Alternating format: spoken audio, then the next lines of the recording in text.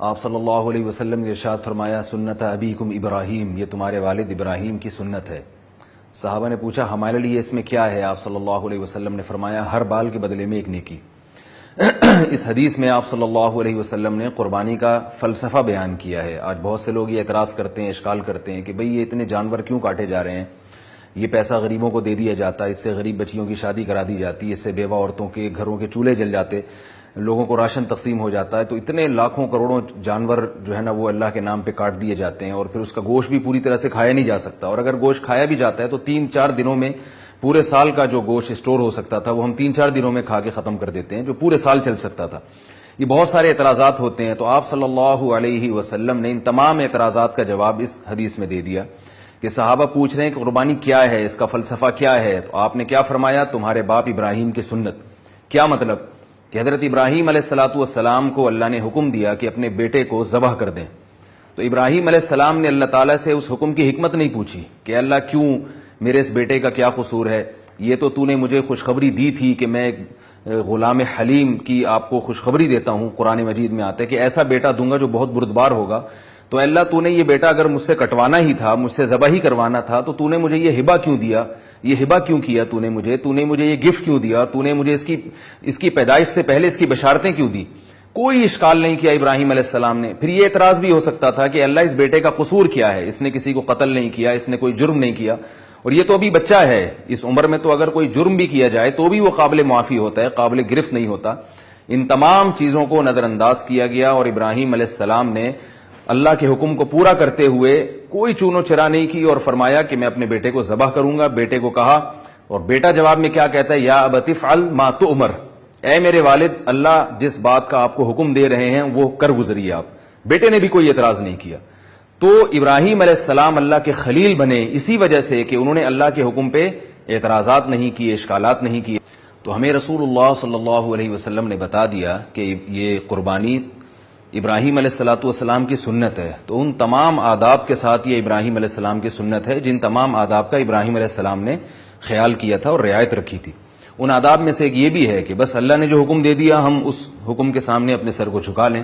اور اس پر اعتراضات نہ کریں کہ ایسا کیوں ہے، یہ کیوں کیا جا رہا ہے، یہ پیسے کسی غریب کو کھلا دیتے یا اس سے یہ بیوہ عورتوں کی کفالت ہو جاتی۔ تو اس سے ہمیں کیا پتہ چلا کہ قربانی میں ہمیں جو سبق سکھایا جا رہا ہے، جو بنیادی چیز سکھائی جا رہی ہے وہ یہ ہے کہ اللہ تعالیٰ معاذ اللہ کوئی جمہوری حکمرانوں کی طرح کا کوئی حاکم نہیں ہے کہ اسے کوئی آرڈر دینے کے لیے لوگوں سے پرمیشن لینی پڑتی ہو، اسے اسمبلی سے پاس کروانا پڑتا ہو، لوگوں کی رائے سامنے آئیں، اور آج کل کے جتنے فلاسفر ہیں، جتنے فلسفیانہ قسم کی بات کرنے والے متجددین ہیں، وہ پہلے مطمئن ہوں گے اللہ کے اس قانون سے تو پھر وہ قانون پاس ہوگا۔ تو کوئی وجہ بھی اس کی ہمیں سمجھ میں اگر نہیں آتی تو ہمیں اس کے حکم کے سامنے اپنے سر کو جھکانا ہے، ان جانوروں کو ہم نے ذبح کرنا ہے، اور دنیا اس کے خلاف چیختی ہے تو چیختی رہے، دنیا اس کے میں اعتراضات کرتی ہے تو کرتی رہے۔ ہم اگر مسلمان ہیں اور اللہ کو حقیقی معنوں میں اللہ مانتے ہیں، حقیقی معنوں میں اس کو حاکم مانتے ہیں، جمہوری طرز کا حاکم نہیں بلکہ حقیقی معنوں میں حاکم۔ انسان کبھی بھی حقیقی معنوں میں حاکم نہیں ہوتا، حقیقی معنی میں حاکم صرف اور صرف اللہ کی ذات ہے۔ تو ہمیں قربانی میں یہ سکھایا جا رہا ہے کہ اللہ واحد حقیقت میں ہمارا حاکم ہے، ہمارا رب ہے، ہمارا خدا ہے اور ہمارا پروردگار ہے، ہمیں اس کے حکم کے سامنے سر جھکانا ہے۔ اور دیکھیں ایک حکمت کی بات ہمیں یہ بھی پتہ چلتی ہے کہ ابراہیم علیہ السلام نے اپنے بیٹے کو ذبح کرنے کے لیے لٹایا، مگر نتیجہ کیا نکلا؟ بیٹا ذبح نہیں ہوا، بلکہ اسی بیٹے کی اولاد میں اللہ نے جتنی برکت دی، ابراہیم علیہ السلام کے کسی دوسرے بیٹے کی اولاد میں اللہ نے اتنی برکت نہیں دی۔ اسی میں محمد صلی اللہ علیہ وسلم پیدا ہوئے اور اسی دین کو باقی رکھا گیا۔ تو اللہ نے بتا دیا کہ تم میرے نام پہ ان جانوروں کو کاٹو گے تو ان کی نسل نہیں ختم ہونے دوں گا، بلکہ انہی جانوروں میں اتنی برکت ہوگی، جتنی برکت ان جانوروں میں ہوگی اتنی برکت میں کسی اور جانور کی نسل میں نہیں رکھوں گا۔ آپ دیکھ لیں دنیا میں جتنے دوسرے جانور ہیں ان کی نسل میں اتنی برکت نہیں ہوتی، حالانکہ ان کی جو گروتھ ریشو ہے، ان کی جو شرح پیدائش ہے وہ زیادہ ہے، جبکہ یہ جو 4 جانور ہیں، اونٹ، گائے اور دمبا اور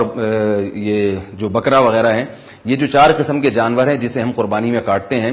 یہ سال میں پیدا کتنے ہوتے ہیں، ان کا گروتھ ریشو کتنا کم ہے، لیکن آپ دیکھیں ان میں برکت کتنی اللہ نے رکھی ہے۔ پورے سال کٹتے ہیں، قربانی میں کٹتے ہیں، مینا میں کٹتے ہیں، عقیقے میں کٹتے ہیں، اس کے باوجود اللہ نے اس میں اتنی برکت رکھی ہے کہ آپ کو ان جانوروں کی نسل کبھی بھی کم ہوتی اور ختم ہوتی نظر نہیں آتی. تو یہ بھی ہمیں سبق ملتا ہے کہ جب تم اللہ کے حکم کے سامنے سر جھکاؤ گے, جیسے جیسے وہ کہہ رہا ہے ویسے ویسے کرتے رہو گے, تو تمہیں جو خطرات نظر آتے ہیں وہ خطرات سے اللہ تمہیں دوچار نہیں کرے گا, بلکہ اللہ اپنی قدرت اور طاقت کو استعمال کرے گا اور اسی حکم میں اللہ تعالیٰ تمہارے لیے برکتیں رکھ دے گا. تو اللہ سے ہمیں ڈرنا نہیں چاہیے شریعت کے کسی حکم کو فالو کرتے ہوئے. ہمیں لگتا ہے کہ یہ ہو جائے گا وہ ہو جائے گا, اللہ فرماتے ہیں کہ کچھ نہیں ہوگا, اس لیے کہ میں رب ہوں, میں حاکم ہوں, میں وہ خطرات سے تمہیں دوچار نہیں ہونے دوں گا جن خطرات سے تم ڈرتے ہو, اس لیے کہ تم میرے حکم کو فالو